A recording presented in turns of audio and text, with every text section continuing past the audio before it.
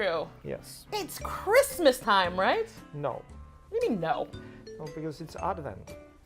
I mean, yeah, it's Advent, but I mean, most people think about it as Christmas time. We have the stockings and the trees and the never-ending Mariah Carey music and Oh, all you of are that. talking about Christmas now, but I'm talking about Advent, and Advent precedes Christmas.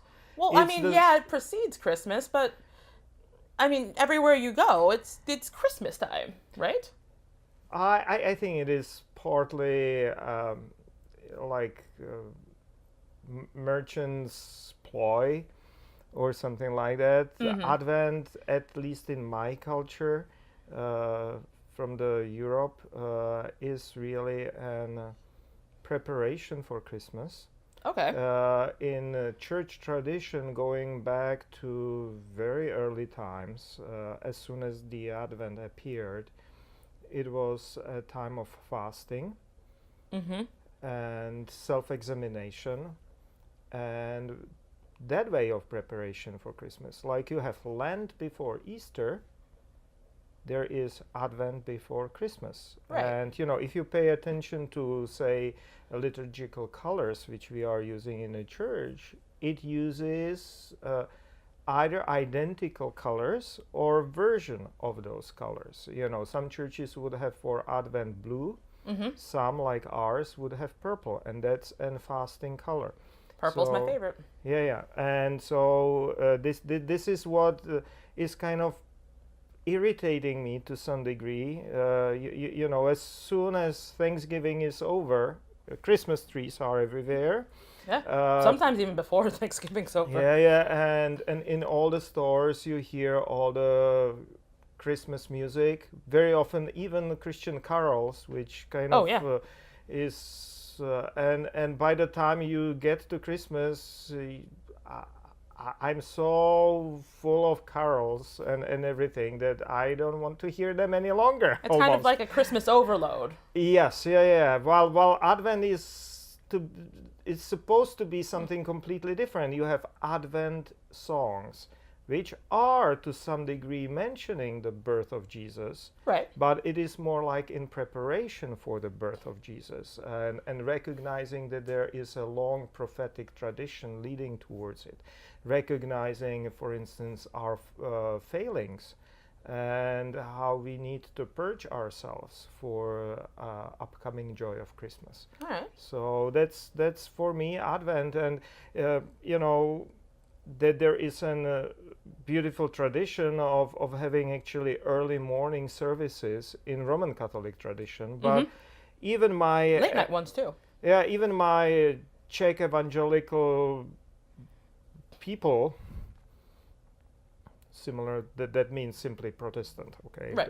There, but they would have in their hymnal, translated from Latin, of course, but in a plain song about a dew coming from above and opening up justice and righteousness among the people. And that is a loose quotation of Isaiah. Right. I was going to say that sounds very familiar. And one of those really ancient songs for Advent, which is called Rorate. And so that's and how about for you? Were you really only, or would your church in Pittsburgh or elsewhere have something like that for Advent, or would it be really like an just prelude for Christmas? Well, we wouldn't do Rorate, but it also wouldn't be just straight up Christmas.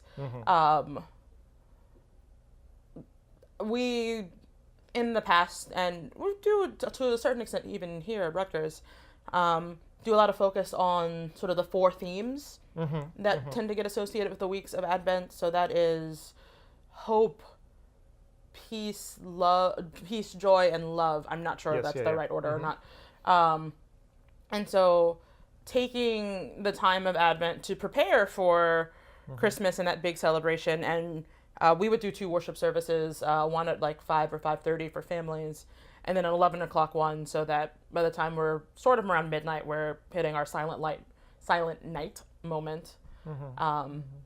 but really just taking some time to prepare, but also to get excited and to start feeling all of those things. I feel like the minute you bring up Advent as opposed to like the general Christmas time that we're all surrounded with, you kind of feels like you're a killjoy, because who doesn't love the family and the friends and the heartwarming and all of that? But that's not really, you're not really getting rid of those things. It's that more that you're taking those things and looking at them inwardly. Yeah, and you're more thoughtful about it. Right. Because I think that if we overload that period before Christmas with all that joy and everything which should be in the Christmas, we are actually diluting that true joy of Christmas. And, you know, like Christmas tree, I can mention, in our family,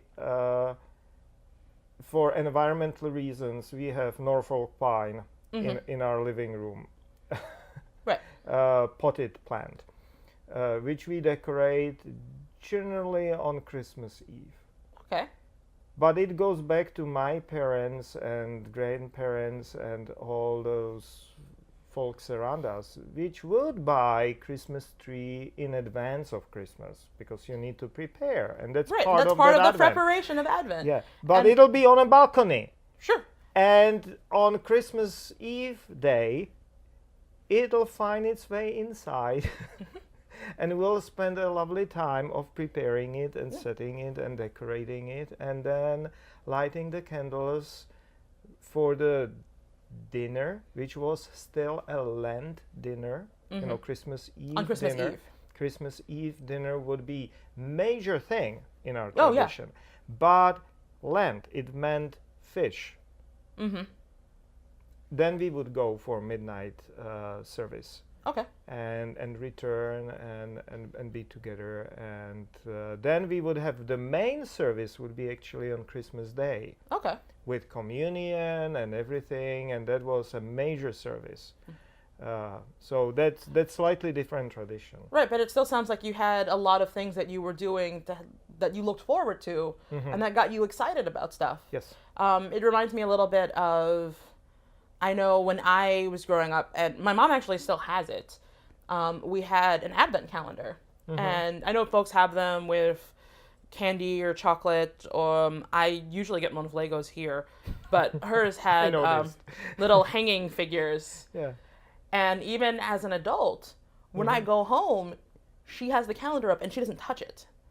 Because part of preparing for Christmas is putting up the different pieces, and I know exactly where they go, and I get so excited of just waiting to put up the things and knowing that when I come home, that's what we're going to do. And I've been listening to our kids who get excited about opening up their pieces of candy and things like that. And it's all just this momentum building so that it's not just this one big wall of Christmas, but that we really get a chance, whether it's in a more religious tradition or in the more secular Christmas tradition, to become joyful and to build that excitement. Anticipation is a powerful thing, and it can really put things in perspective. Yeah, and as you know, you start with Advent calendars with children, like with sweets or something like that. But as adults. But as we age and become more mature, I think that it is really important to incorporate into it that dimension of self-examination. Yeah, you know, and preparation and thinking about, you know, what was the year, the past year? Is there something I can change? It's that kind of a Christian version of those commitments people usually think about around the new year. Yeah, I was gonna say. Yeah, you know, like but this is better because you have more time of processing and preparing it and thinking, you know, what did I do wrong, and is there something I can still fix and reach out before Christmas. Yeah, you know, and these are the dimensions which are there, and I think that it is a pity not to do that for an spiritual as well as psychological health. Well, think of even like the Christmas stories that exist. the whole story of A Christmas Carol was about a guy who's not doing right, and over the course of one evening, he figures out what he needs to improve on. You can do that over the course of 24 days, no ghost necessary. Yes, over there it is collapsed. What is actually ideally really spread over the Advent season. And then there is that big joy, and I would point out that even in American carols or hymns, in the church hymnals and everywhere, if you notice, there is a lot of about joyful morning. Yes. Because the original true service was on Christmas Day. Ah, yeah, that makes sense. You know, otherwise it does not make much sense when you think about it. So it disappeared. I'm not greatly concerned about it. We are kind of supplementing it with the service of Christmas Eve, and then allowing people to have their own time on Christmas Day. And many people travel, and especially in New York City, you know, people are going away to their ancestral homes. I know my joy for Christmas is going to be being in Pittsburgh on Christmas Day. Yeah. So I am very excited for that. I hope everyone out there is very excited for Christmas, and I hope that part of that excitement is that you get to build that throughout Advent and really take some time to explore, take some time to think about things, and take some time to let the joy really build up. Yes. So amen to that. Happy Advent. Happy Advent.